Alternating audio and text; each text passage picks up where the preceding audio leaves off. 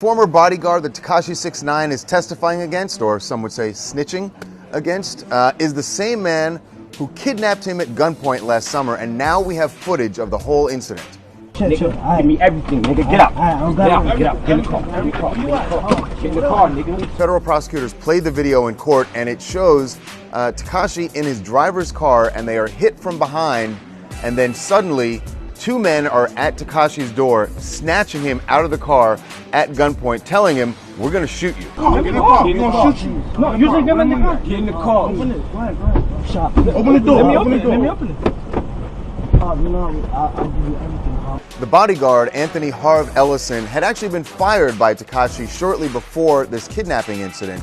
And you can see in the video, Tekashi's driver tries to follow for a few blocks and eventually loses them, couldn't keep up with them, and then drives off and finds help from a police officer. All right, he's on the line with us. Kidnapped 6ix9ine. Tekashi 6ix9ine? He's kidnapped from my car. The kidnapping ended when Harv Ellison went to Tekashi's home, and there's also footage of this. You can see someone, we believe it is Tekashi's girlfriend, brings out a bag of money and jewelry, gives it to Ellison's crew, and then they take off. Now, Tekashi ended up in the hospital. He was pistol whipped after this incident. Meanwhile, Tekashi is now on day 3 of testifying against Ellison, who is standing trial for racketeering, and another member of the 9 Trey Bloods who is also on trial for racketeering.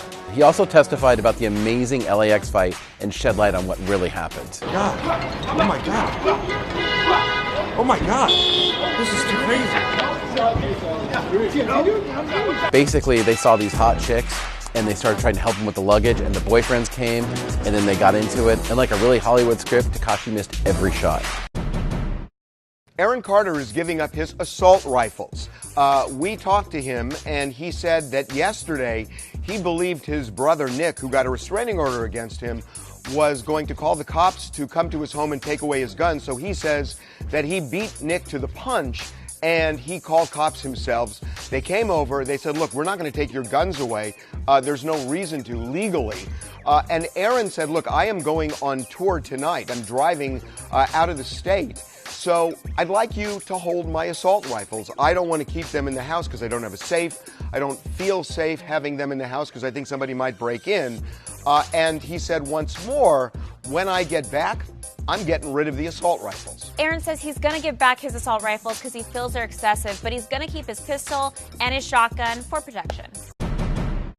A woman is suing Chris Brown for injuries she allegedly suffered during one of his music videos, and we have the photos, and they're absolutely disgusting. Back in 2017, Danielle Griffin was hired as a backup dancer to be in Chris Brown's music video High End featuring Future and Young Thug. So during the music video, a wardrobe person poured liquid blood in her eyes without eye protection, and she was told she would be absolutely okay. It did not end that way. So we talked to Danielle's attorney, who told us that that day alone she had to visit 3 hospitals.